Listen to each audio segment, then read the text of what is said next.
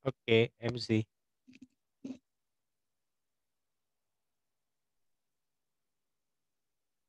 Baik, suara terdengar. Ted. Jelas suaranya.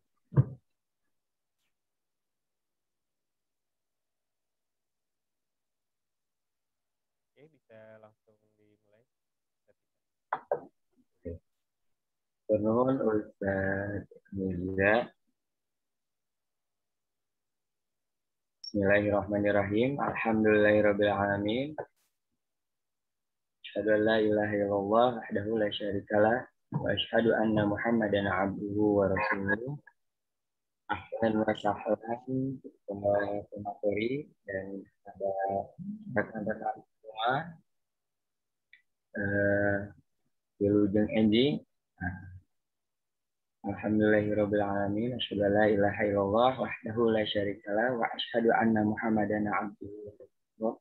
Rabbi shrah li sadri wa yassir li amri wahlul 'uqdatam min lisani yafqahu qawli. Baik, para hadirin semua, insyaallah kita akan melangsungkan atau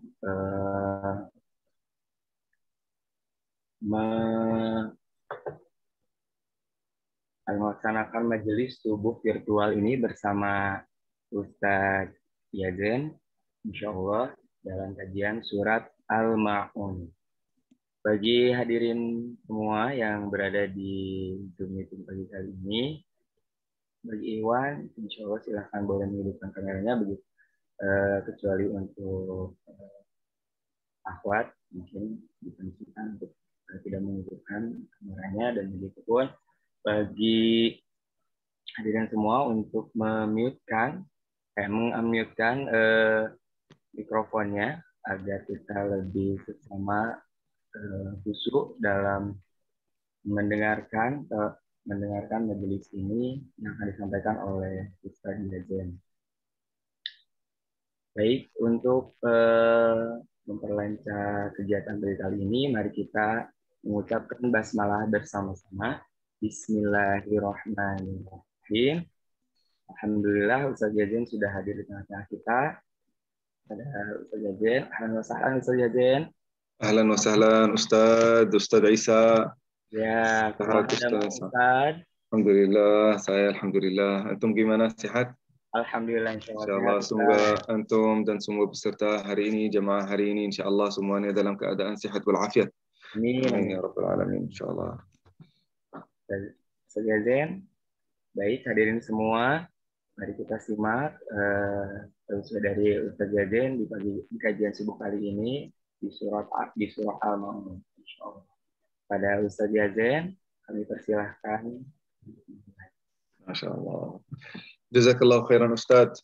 Jazakumullah khair semua jamaah yang hadir hari ini. Mudah-mudahan insyaAllah kehadiran kita tercatat oleh Allah Subhanahu wa Ta'ala sebagai amal saleh yang menjadi insyaAllah sebab keselamatan kita dunia dan akhirat.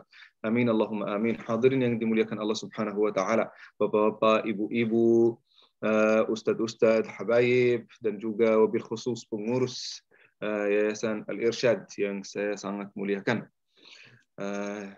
Jamaah yang dimuliakan Allah Subhanahu wa Ta'ala, ibu-ibu, bapak-bapak yang dimuliakan Allah Subhanahu wa Ta'ala, sempat kita sampai sekarang kita bersama-sama mempelajari 8 surat.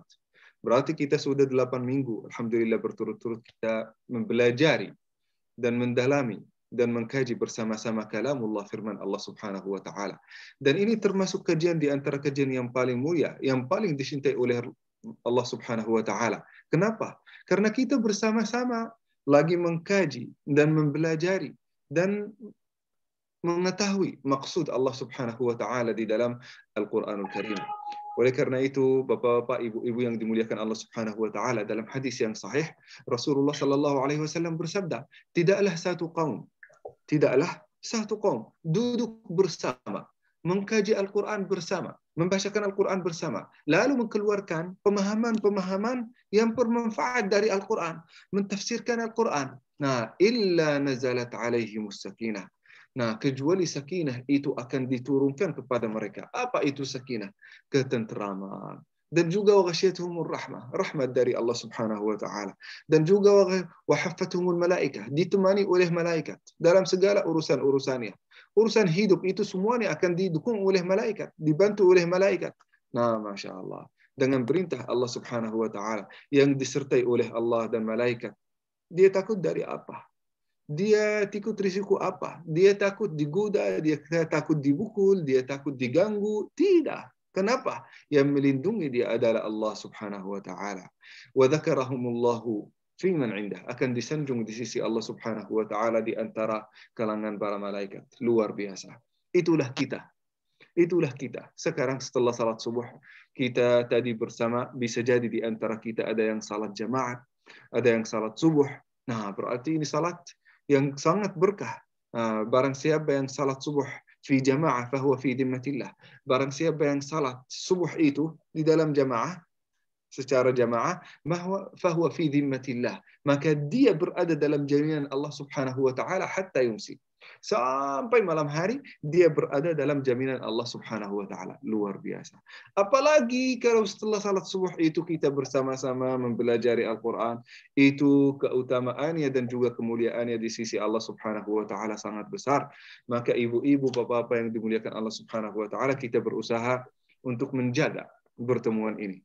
Kita walaupun mungkin ustadznya ilmunya tidak terlalu banyak, ustadznya juga jadul, becinya jadul, kamisnya juga jadul, tapi insya Allah ilmu yang akan disampaikan, yang akan dibahas oleh kita bersama-sama, insya Allah itu ilmu yang akan mendekatkan diri kita kepada Allah Subhanahu wa taala, dan juga akan membantu kita mentadabburi Al-Quran dan memahami maksud Allah Subhanahu wa taala di dalam Al-Quran Karim. Amin ya rabbal alamin. Nah, ibu-ibu, bapak-bapak yang dimuliakan Allah Subhanahu wa taala, kemarin kita bersama-sama mempelajari surat Al-Kautsar, dan itu termasuk surat yang paling pendek, dan hari ini insya Allah juga kita bersama-sama akan mempelajari surat Al-Ma'un. Surat Al-Ma'un ini surat di dalam Al-Qur'an urutannya 107. Suratul Ma'un. Suratul Ma'un ini sebab turunnya adalah Sufyan bin Harb dan juga Al-As bin Wa'il As-Sahmi. Salah satu di antara musyrik-musyrik di Mekah. Mereka sangat mengganggu Rasulullah Sallallahu Alaihi Wasallam. Bukan hanya itu, akhlaknya itu akhlak yang sangat buruk. Akhlaknya buruk. Kekayaan mereka itu luar biasa, tapi tidak pernah infak, tidak pernah bersedekah, tidak pernah zakat, tidak mau bersolidaritas sama orang lain, tidak mau bantu orang lain, tidak mau mendukung orang yang susah, tidak mau. Itu akhlak mereka seperti itu. Nah, sampai suatu hari mereka berdua, Al-As bin Wa'il As-Sahmi dan juga Sufyan bin Harb, menyembelih unta, beberapa unta, sampai mungkin puluhan unta. Karena ada walimah, entah itu walimatul ursi atau mungkin acara-acara yang lain, tidak disebutkan di dalam hadis. Nah, mereka menyembelih unta, coba bayangkan, kalau sapi berapa banyak dagingnya? Sangat banyak. Apalagi kalau puluhan sapi. Apalagi kalau itu unta, jauh lebih besar daripada sapi. Luar biasa. Nah, mereka dapat banyak daging, datanglah para yatim dan miskin, meminta. A'tina mimma a'taka Allah. Berikanlah kepada kami apa yang Allah memberikan kepadamu. Nah, mereka minta. Kami lagi lapar, wahai Sufyan. Kami sudah beberapa hari tidak ada daging masuk di dalam perut kami.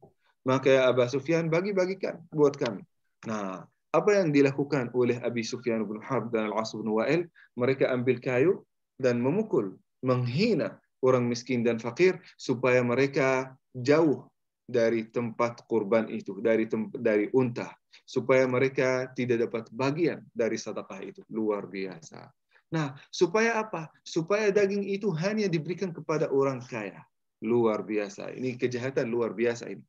Oleh karena itu, bapak-bapak, ibu-ibu yang dimuliakan Allah Subhanahu wa taala, surat ini menceritakan tentang buruknya akhlak-akhlak yang menghina orang miskin, yang menghina yatim piatu, yang menghina orang du'afa dan orang yang tidak mampu.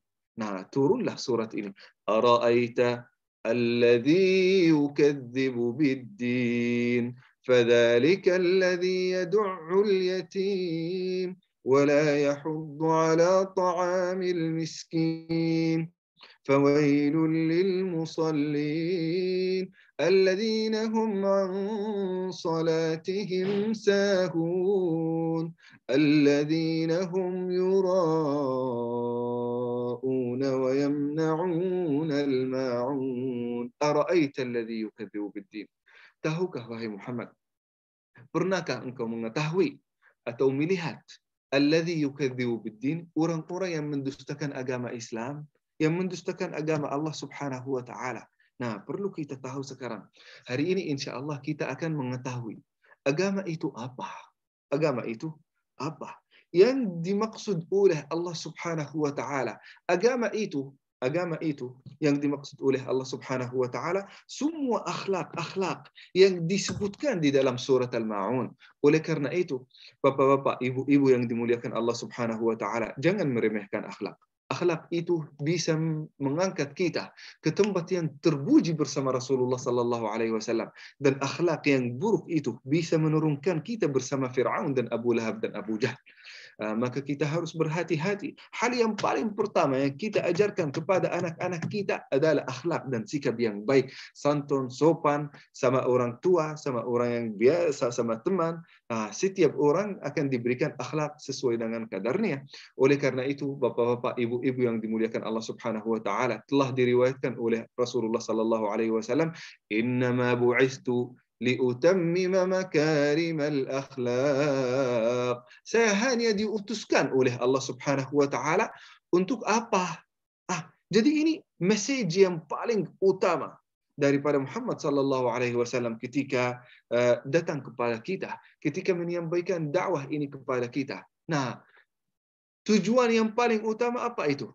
Untuk menyempurnakan akhlak yang baik. Sudah ada akhlak, tapi untuk menyempurnakannya. Kalau sudah akhlak yang baik, lalu datang ibadah salat, ibadah zakat, ibadah haji, ibadah Ramadan. Itu termasuk juga ibadah-ibadah yang bisa disempurnakan dengan akhlak yang baik. Ustaz, cukup bagi kita untuk akhlak yang baik tidak beribadah? Tidak, karena ibadah itu termasuk juga akhlak. Nah, di dalam riwayat para tabi'in, ra'sul khuluq ta'atullah. Ra'sul khuluq, kepala hal yang paling utama daripada akhlak itu adalah taatullah, taat kepada Allah. Allah menyuruh kita untuk salat. Allah menyuruh kita untuk zakat.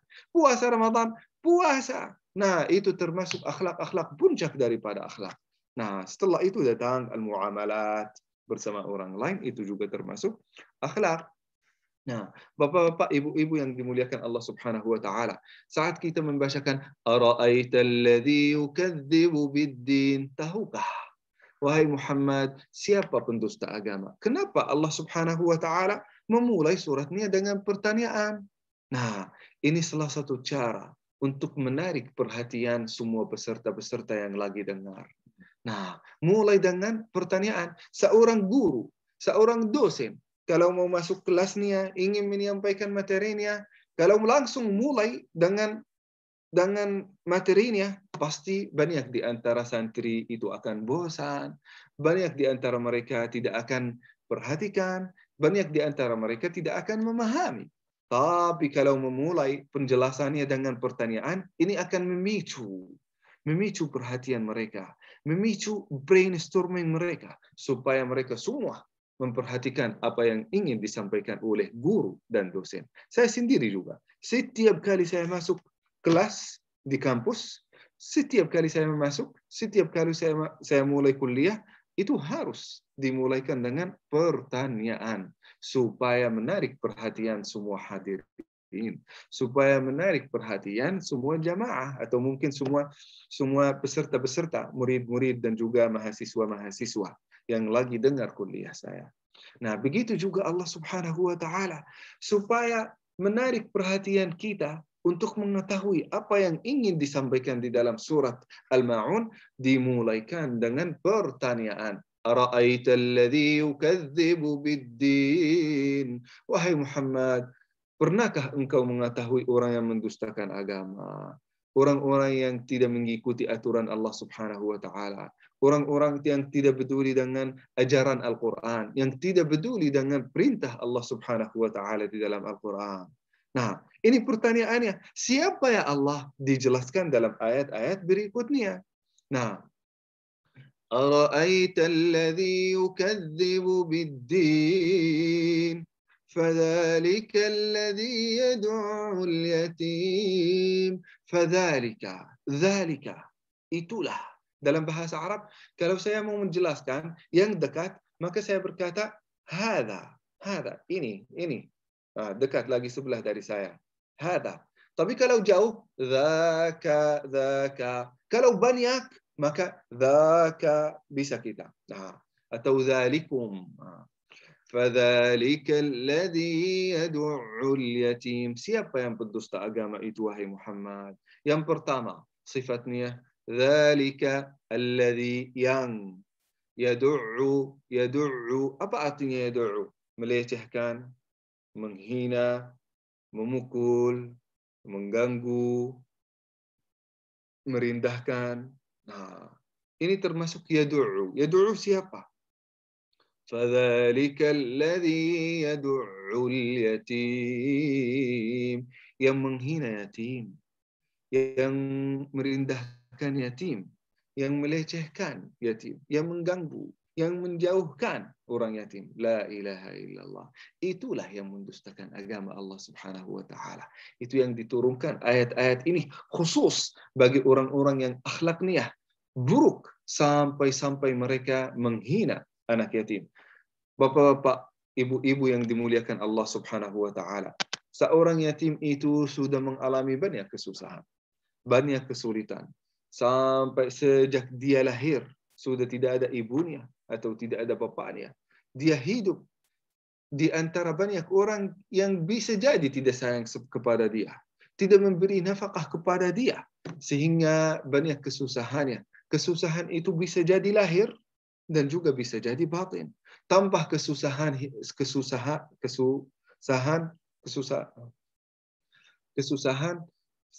hinaan dari manusia, dari orang-orang yang dekat, dari orang-orang yang mengelilingi dia. La ilaha illallah. Itu sangat pahit di dalam hati anak yatim.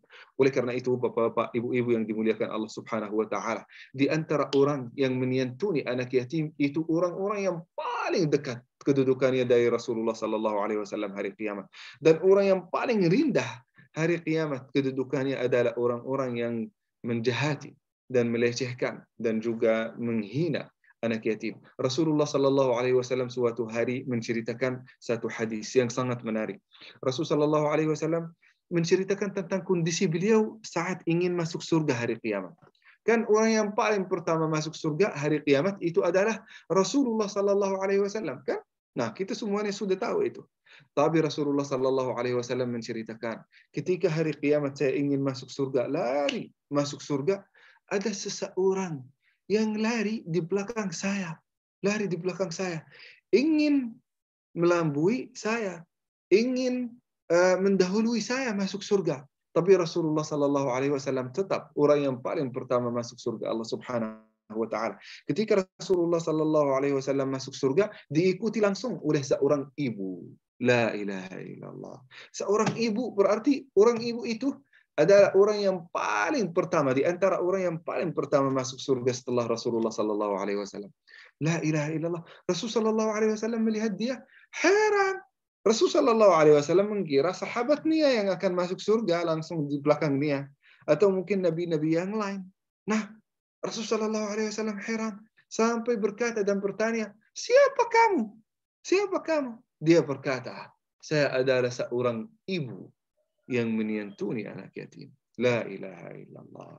Jadi di antara orang yang paling cepat masuk surga Allah Subhanahu wa taala bersama Rasulullah sallallahu alaihi wasallam adalah orang-orang yang menyantuni, yang adopsi, yang mendukung, yang membantu, yang mensedekahkan anak-anak yatim. فَذَلِكَ الَّذِي يَدُعُّ الْيَتِيمَ.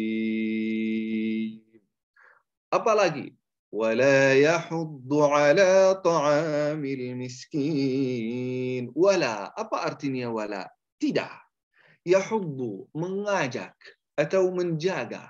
Nah, menjaga atau juga mengajak. Dia tidak menjaga, tidak menjaga. Dan juga tidak mengajak. Mengajak apa? Wala yahuddu ala ta'amil miskin. Ta'am, food, makanan. Ta'amil miskin, makanan orang-orang miskin, yang kurang mampu, yang du'afa, yang tidak punya duit, tidak punya rezeki. Nah, orang yang tidak mengajak dan tidak menjaga hak anak yatim dan juga hak miskin dan fakir, ini adalah orang yang benar-benar yang mendustakan agama Allah Subhanahu wa taala. Jadi ibu-ibu, bapak-bapak yang dimuliakan Allah Subhanahu wa taala, bisa jadi kita sangat kaya raya, sudah berhaji berkali-kali, sudah berumrah berkali-kali. Pakaian kita pakaian yang paling mahal, mobil kita mobil yang paling mewah, propertis kita propertis yang paling banyak. Tapi kita bisa termasuk orang-orang yang mendustakan agama Allah Subhanahu wa taala kalau belum menjaga hak miskin dan yatim. Nah, jadi bapak-bapak, ibu-ibu yang dimuliakan Allah Subhanahu wa taala, daripada haji berkali-kali, kumpulkanlah uangnya diberikan kepada miskin dan fakir, itu insya Allah di sisi Allah Subhanahu wa taala lebih besar dan juga lebih jauh besar pahalanya dibandingkan dengan haji dan umrah. Haji dan umrah yang datang kedua kali, ketiga kali, tapi pasti kita wajib haji satu kali, kan itu sudah yang wajib. Tapi tidak usah haji yang kedua, yang ketiga, yang keempat, selama masih ada miskin dan fakir yang membutuhkan biaya itu. Hadirin yang dimuliakan Allah Subhanahu wa taala, saat kita berangkat umrah, bisa jadi kita bayar 20 juta, 25 juta. Belum lagi biaya-biaya yang di sana, belum lagi biaya belanja, jalan-jalan di sana, sampai bisa jadi 50 juta. 50 juta ini bisa menjaminkan makanan buat satu keluarga selama 1 tahun. Bahkan 2 tahun. Luar biasa. Kita bisa membahagiakan mereka dengan makanan selama 1 tahun. Nah, dengan satu ibadah aja. Nah, mana yang lebih bagus? Satu ibadah kita dapat pahalanya, atau ibadah yang mengalir pahalanya selama 1 tahun. Luar biasa. Belum lagi hadis Rasulullah sallallahu alaihi wasallam ketika menyampaikan, man adkhala surur ala ahli baitin lam yajidillahu lahu jazaan illa al-jannah. Saya berharap kalau ibu-ibu bisa mengerti hadis ini. Hadisnya sangat indah.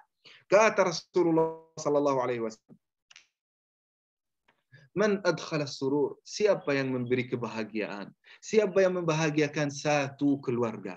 Wah, satu kali aja ini, satu kali kita membahagiakan mereka dengan makanan yang enak.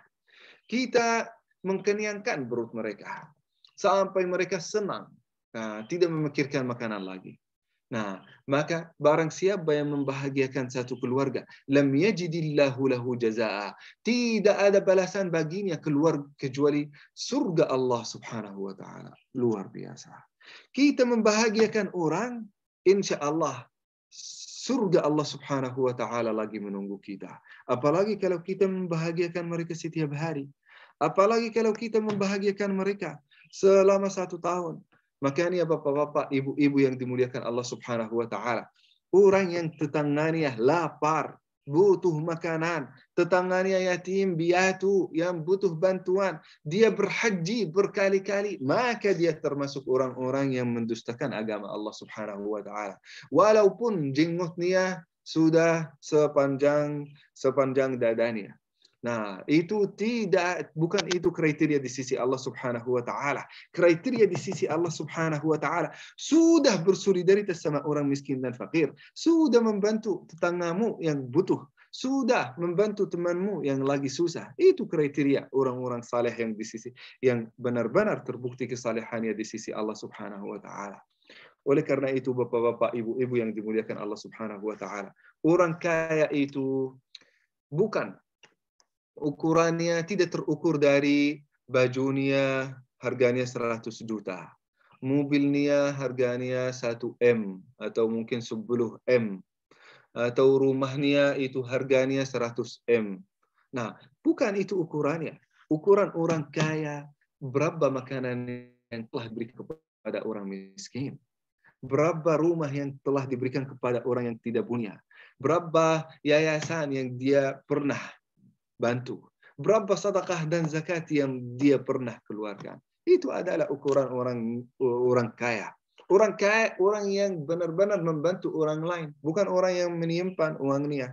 Nanti kalau kita sudah bertemu sama Allah Subhanahu wa taala, nanti kalau kita sudah dimakamkan, baju kita baju di antara baju yang paling murah. Dan baju kita itu harganya tidak jauh beda dibandingkan dengan miskin dan fakir. Kita akan bertemu sama Allah Subhanahu wa taala tidak memiliki apapun, hanya memiliki kain kafan itu.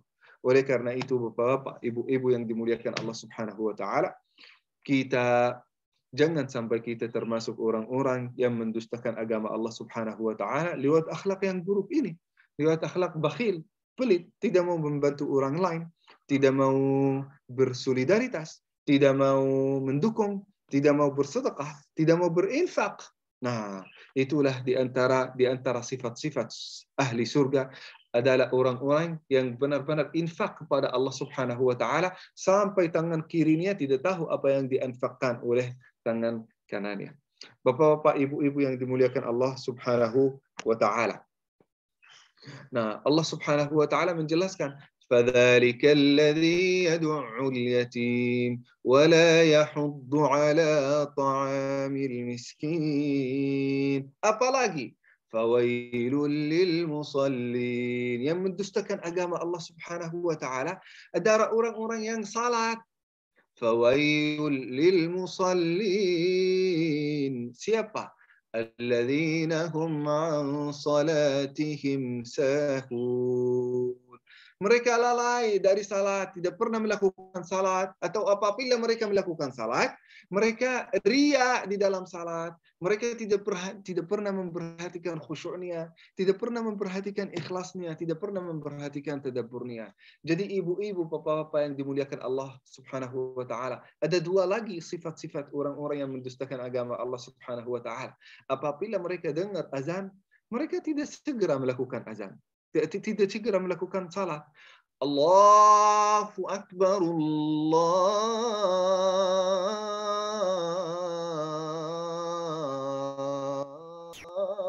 Akbar.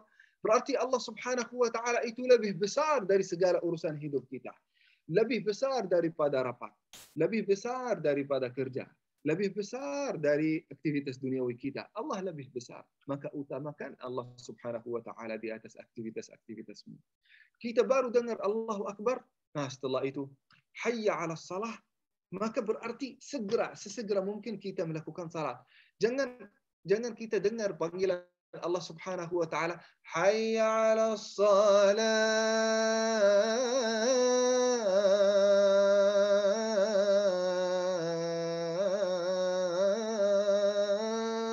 Kata banyak orang, nanti aja. Astagfirullah. Ini panggilan Allah Subhanahu wa taala harus sesegera mungkin kita penuhi. Jangan nanti-nanti, jangan dinanti-nantikan. Bahkan di antara tanda-tanda orang munafik itu yang menunda-nunda salat. Salat subuh itu dilakukan setelah terbitnya matahari, begitu juga salat zuhur, begitu juga salat maghrib, begitu juga salat isya. Nah, di antara sifat-sifat orang yang beriman, mereka melakukan salat tepat waktu.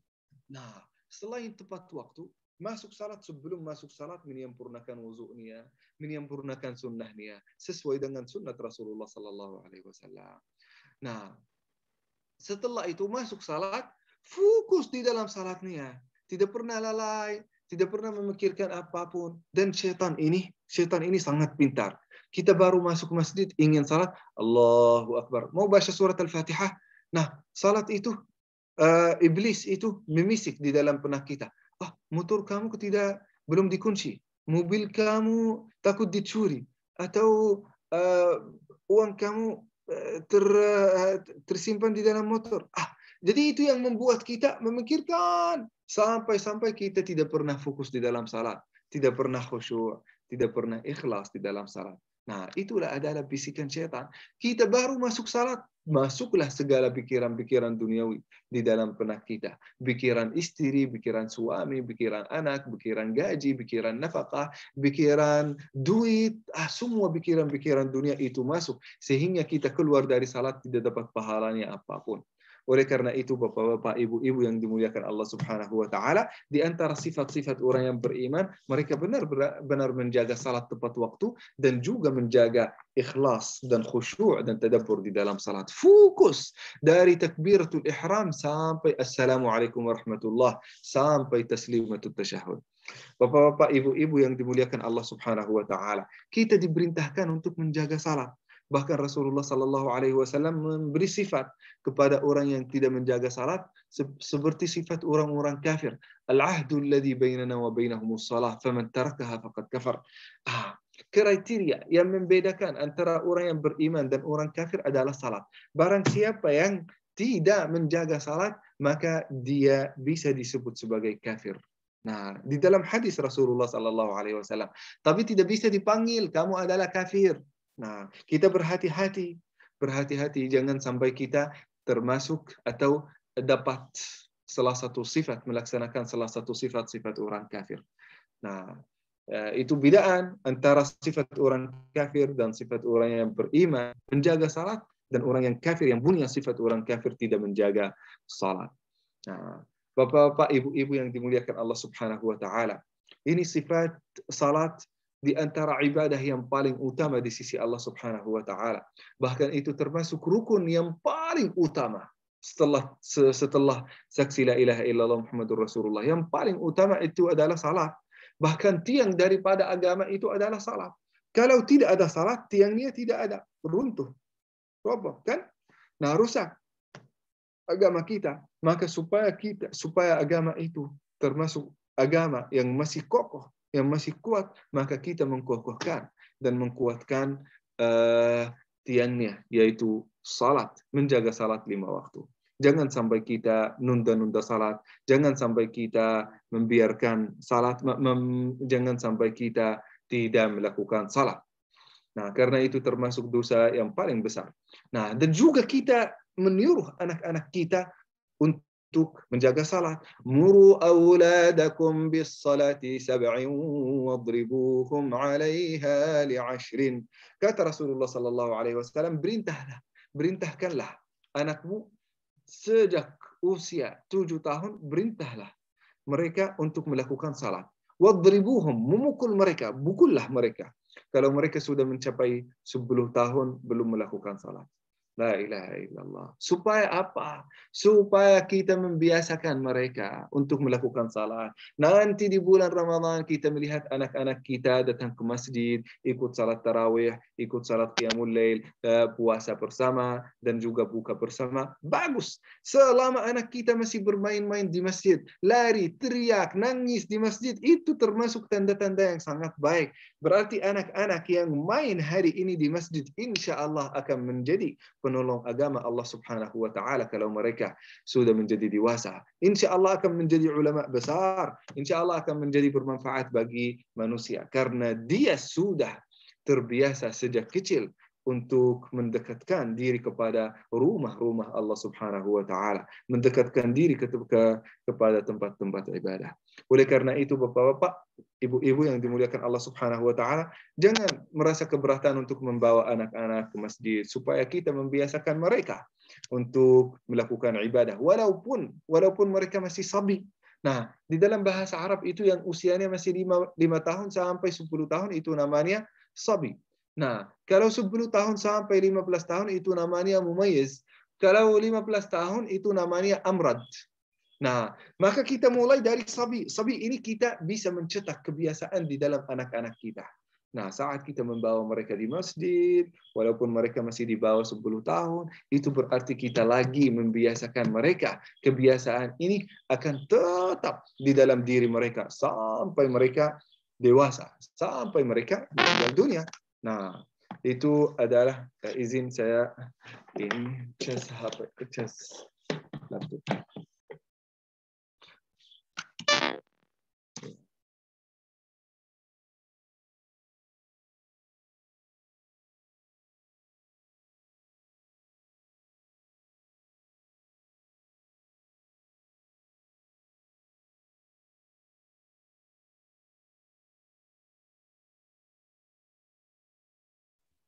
Sepertinya Ustadz terlempar ya.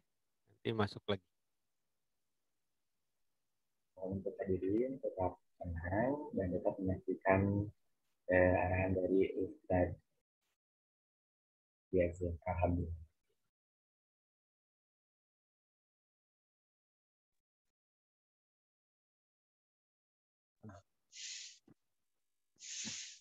Assalamualaikum. Mohon maaf, ini mungkin error di laptop. Mungkin baterainya sudah habis. Saya lupa casnya. Saya masuk sekarang dari HP. Nah, kita berhenti Bapak-bapak, Ibu-ibu yang dimuliakan Allah Subhanahu wa taala di perintah salat. Ibu-ibu, Bapak-bapak yang dimuliakan Allah Subhanahu wa taala, salat itu termasuk salat dan perintah Allah Subhanahu wa taala yang paling wajib. Nah, maka kita diperintahkan untuk menjaganya dan juga membiasakan anak kita untuk menjaga salat. Salat yang khusyuk, salat yang tadabbur, salat yang ikhlas kepada Allah Subhanahu wa taala. Bapak-bapak, ibu-ibu yang dimuliakan Allah Subhanahu wa taala, itu di antara sifat-sifat yang mendustakan agama Allah Subhanahu wa taala. Yang pertama menghina. Yang pertama menghina dan merendahkan anak yatim. Yang kedua, tidak menjaga dan juga tidak mengajak orang lain untuk menjaga makanan miskin atau mungkin hak miskin. Hak miskin itu hadirin yang dimuliakan Allah Subhanahu wa taala adalah 2,5% dari rezeki kita. Saat kita dapat gaji 1 juta, berarti di antara itu ada 25 juta telah diperintahkan oleh Allah Subhanahu wa taala untuk menjaganya. Kalau gaji kita itu 10 juta, maka kita diperintahkan oleh Allah Subhanahu wa taala untuk menyisahkan 2,5% karena itu bukan hak kita, itu hak miskin dan yatim dan orang-orang yang mustahik untuk zakat dan sedekah. Ibu-ibu, bapak-bapak yang dimuliakan Allah Subhanahu wa taala, setelah itu datang sifat orang-orang yang mendustakan agama Allah Subhanahu wa taala. Orang-orang bisa jadi menjaga salat, tapi jaga salatnya tidak pernah khusyuk, tidak pernah ikhlas di dalam salat, atau suka menunda-nunda salat. Nah, itu termasuk yang mendustakan agama Allah Subhanahu wa taala.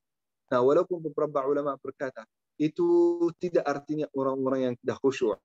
Karena yang disebut di dalam surat Al-Ma'un ini, an salatihim, bukan fi salatihim. Kalau fi salatihim itu di dalam salat. Maka itu tidak termasuk orang-orang yang lalai di dalam salat, yang tidak khusyuk di dalam salat. Nah, kata Ibnu Abbas, itu termasuk orang-orang yang menunda-nunda salat, suka menunda-nunda salat atau tidak melakukan salat. Maka termasuk orang-orang yang mendustakan agama Allah Subhanahu wa taala. La tazilla qadama 'abdin yawmal qiyamati hatta yus'al an arba'. Hari kiamat itu tidak akan terbeleset kaki kita untuk masuk surga atau masuk neraka sebelum kita ditanya oleh Allah Subhanahu wa taala tentang salat. Kalau salatnya baik, salatnya sempurna, khusyuknya sempurna, wudunya sempurna, maka sempurnalah insyaallah segala kebaikan, segala amalnya. Insyaallah baik semuanya, aman. Tapi kalau salatnya buruk, suka ditunda-tunda, suka tidak dilakukan, suka tidak tepat waktu, maka orang-orang ini termasuk salat yang tidak sempurna, maka juga tidak aman kebaikan-kebaikan dan juga pahala-pahala mereka selain salat. Oleh karena itu, bapak-bapak, ibu-ibu yang dimuliakan Allah Subhanahu wa taala, utamakanlah salat di dalam diri, di dalam hayat dan diri antum semua. Karena insya Allah kalau salat itu baik, insya Allah segala urusan kita insya Allah akan dilancarkan oleh Allah Subhanahu wa taala. Alladzina hum yura'un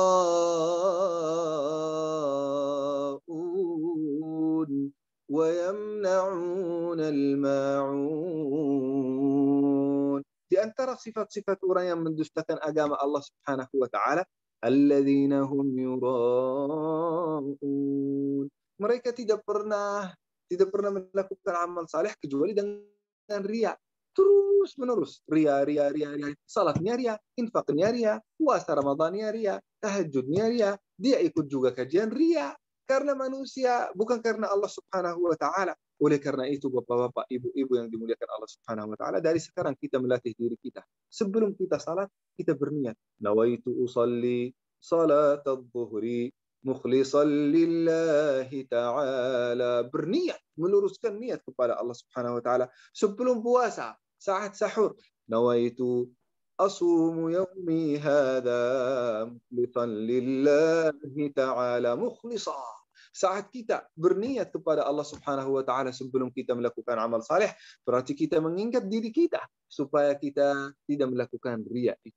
Supaya kita tidak melakukan amal saleh itu semata-mata selain Allah Subhanahu wa taala, supaya kita melakukannya hanya kepada Allah Subhanahu wa taala, bukan untuk mencari ridha manusia. Oleh karena itu, bapak-bapak, ibu-ibu yang dimuliakan Allah Subhanahu wa taala, sayang sekali kita sudah capek melakukan ibadah, bahkan pegal kaki kalau kita melakukan salat qiyamul lail, salat tarawih, tapi ujungnya untuk mencari ridha manusia. Ujungnya mencari pujian. Ujungnya supaya dikatakan saleh dan salihah. Jangan sampai kita menjadi seperti orang ini. Karena percuma amal ibadah itu malah akan menjauhkan kita dari Allah Subhanahu wa taala. Alladzina hum yura'un. Malah kita termasuk sifat-sifat orang yang mendustakan agama Allah Subhanahu wa ta'ala. Wa yamna'una al-ma'un. Wa yamna'una al-ma'un. Mereka tidak menjaga hak miskin dan fakir, tidak menjaga sedekah dan infak, tidak pernah sedekah dan infak, dan juga mencegah. Ini yang paling buruk ini. Mencegah orang yang ingin melakukan kebaikan, mencegah mereka untuk melakukan kebaikan. La ilaha illallah. Ada orang ingin sedekah, kita memisik kepada di telinganya, jangan sedekah, ini kayaknya bohong, tidak miskin, tidak yatim, dia bohong. Ini termasuk yang yamna'un al-ma'un. Kita mencegah orang-orang yang ingin melakukan kebaikan untuk melakukan kebaikan. La ilaha illallah. Seorang yang ingin melakukan salat, datanglah sahabat buruknya. Tidak usah melakukan salat, kamu masih anak muda, nanti kalau sudah tua nanti baru bisa taubat. La ilaha illallah. Atau seorang yang ingin ngajak pacarnya, ayo kita melakukan maksiat, nanti kita bertaubat. La ilaha illallah. Siapa yang jahat umurnya?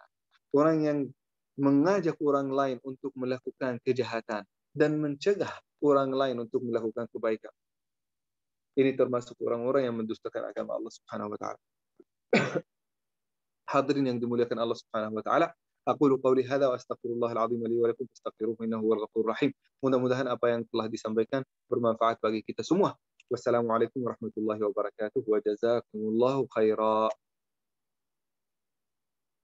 Silahkan Ustaz kalau ada pertanyaan. Waalaikumsalam warahmatullahi wabarakatuh. Jazakumullahu Ustaz Yazen. Sudah kita simak pembahasan dari surah Al-Ma'un.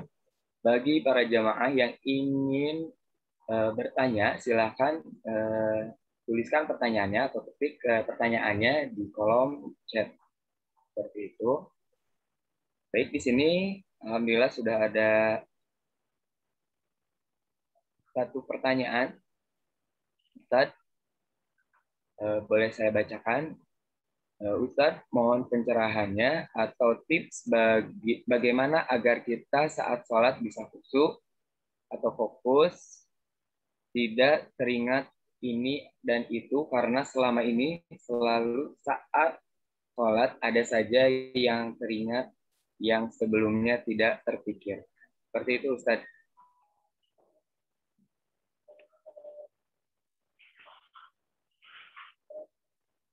Lagi mencoba untuk masuk video A. Ya, bisa sekarang dari laptop. Bisa.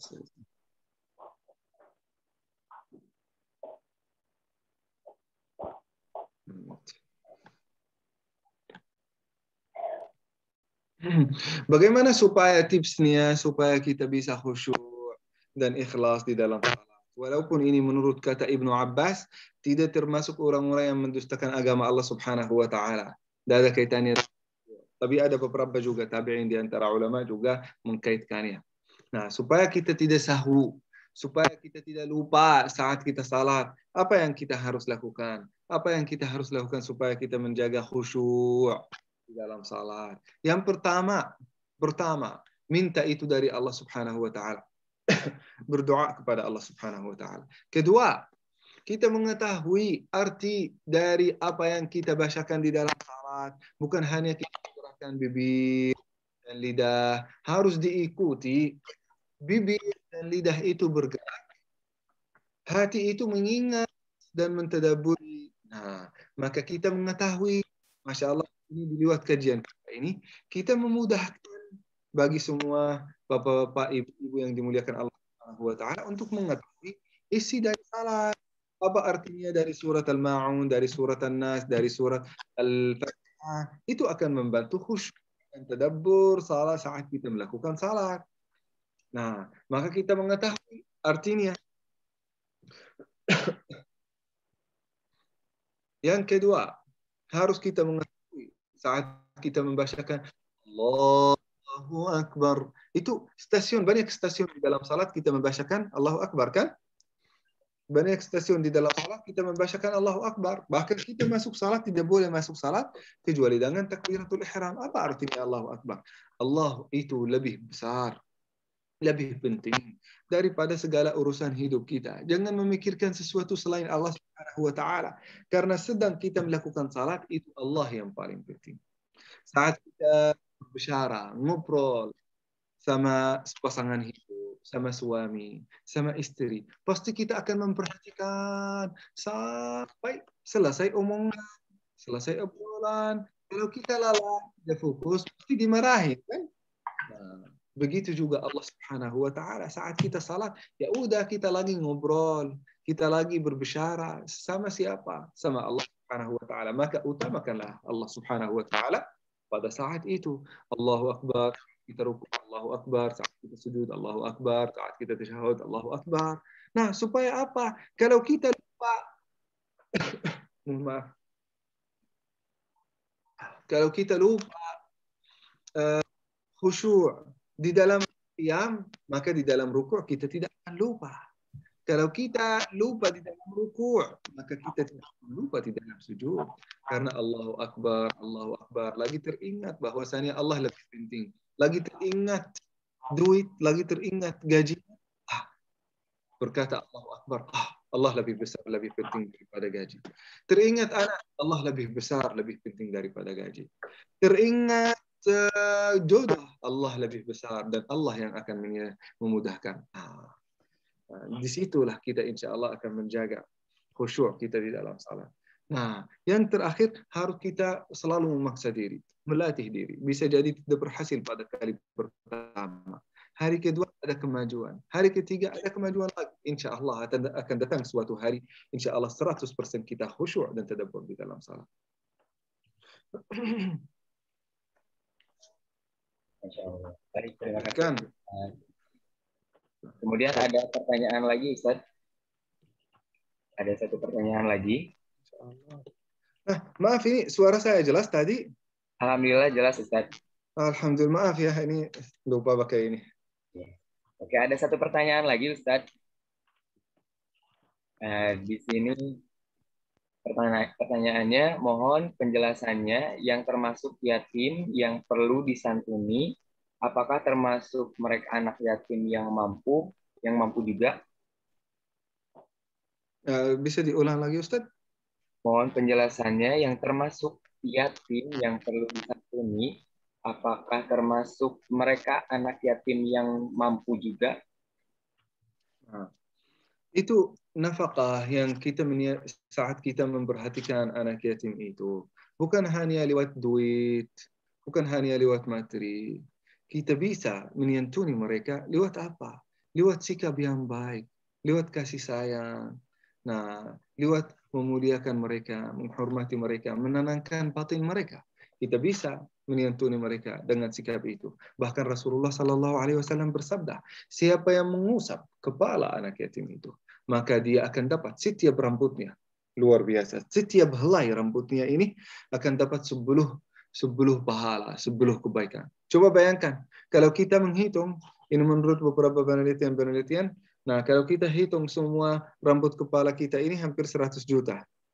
Nah, ada juga tergantung dari seseorang dari seseorang ke orang lain. Kalau saya orang butak, tidak banyak rambut saya. Tapi manusia yang normal itu mencapai 100 juta. Kalau 100 juta dikalikan 10 berapa? Berarti 1 M luar biasa. Setiap kali kita mengusap kepalanya karena kasih sayang, maka insya Allah pahala kita adalah ratusan juta. Luar biasa. Ini karena kita sayang hanya mengusap. Apalagi kalau kita menyampaikan kepada dia kata-kata yang manis, kata-kata yang membahagiakan. Apalagi kalau kita memberikan hadiah kepada dia yang membahagiakan dia. Itu luar biasa. Jadi jangan sampai kita merendahkan mungkin amal saleh itu walaupun sangat sederhana di mata kita. Ya. Masya Allah. Ya. Selain dengan harta juga kita dengan gestur tubuh kita ya Ustaz ya. Betul. Baik, di sini ada pertanyaan terakhir mungkin. Dalam bahasa Indonesia ada yatim dan piatu. Yatim itu yang sudah memiliki ayah, dan piatu itu yang sudah tidak memiliki ibu. Apakah konsep yatim dalam surat Al-Ma'un itu? Nah, yang dimaksud di dalam surat Al-Ma'un itu adalah yatim yang meninggal ibunya atau bapaknya, salah satunya atau dua-duanya sebelum dia mencapai akal baligh. Akal baligh itu bisa jadi 15 atau 18 menurut mungkin hukum negara ya. Tapi di dalam agama Islam kalau sudah sifat-sifat bulugh, sifat kedewasaan sudah tercapai. Nah, itu termasuk yatim. Atau juga menurut beberapa ulama dia belum mampu bekerja, belum mampu mencari nafkah. Walaupun dia sudah dewasa, ada salah satu di antara orang tuanya itu sudah meninggal dunia, sudah usianya 20-an tahun dan dia tidak bisa bekerja atau masih kuliah, masih mahasiswa, maka itu termasuk yatim. Itu termasuk yatim ya. Pun sudah dewasa tetap termasuk yatim. Belum bisa mencari nafkah. Ya, yang belum bisa mencari nafkah. Ya. Insyaallah, terima kasih juga kepada Ustaz. Mungkin itu pertanyaan terakhir juga Ustaz. Alhamdulillahirrahmanirrahim, berarti kita sudah di penghujung acara. Dan sedikit akan saya simpulkan dari materi yang tadi sudah Ustaz Yazen sampaikan. Yang pertama yaitu apa saja sih, seperti apa sifat-sifat apa yang mendustakan agama, yaitu yang pertama menghina anak yatim, terus yang kedua tidak menjaga hak miskin, dan yang ketiga yang sering mungkin sulit ya sering menundanya sholat, dan yang keempat sifat riya, begitu. Yang kelima tidak menjaga hak fakir miskin atau tidak sama sekali membantu orang-orang yang ada di sekitar kita, baik itu tetangga, orang teman dekat kita, baik sanak saudara kita, seperti itu. Baik, agar majelis sebelum mengakhiri majelis kali ini, yang baiknya kita minta kepada Ustaz Yazen untuk memberikan doa. Ustaz Yazen.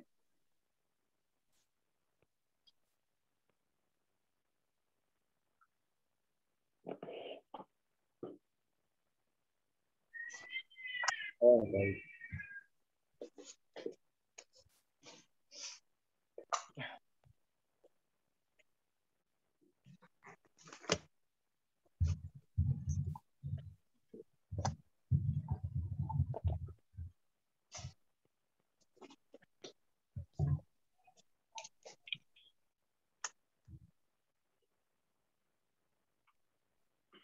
Langsung aja ditutup lah.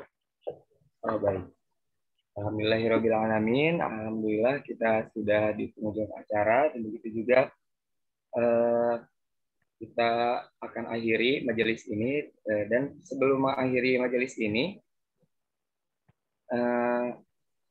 ada sedikit yang harus disampaikan, yaitu untuk para jamaah jangan lupa juga untuk mensubscribe atau mensubscribe YouTube Al-Irsyad Al-Islamiyah Kota Bandung.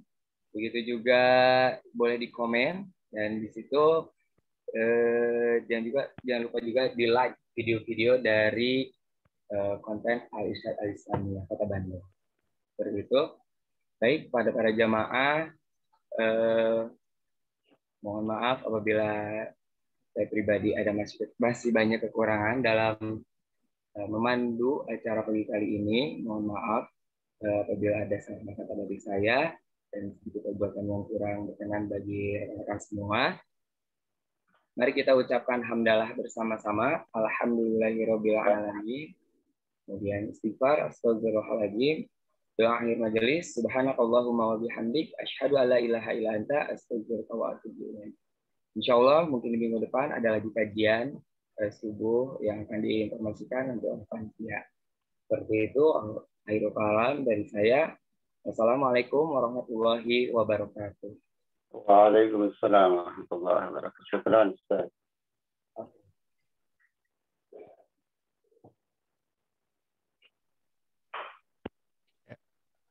Untuk para partisipan, silakan jika ingin live terlebih dahulu boleh meninggalkan room ini. Untuk panitia tetap di room ya. Kita akan ada evaluasi dan persiapan untuk acara berikutnya.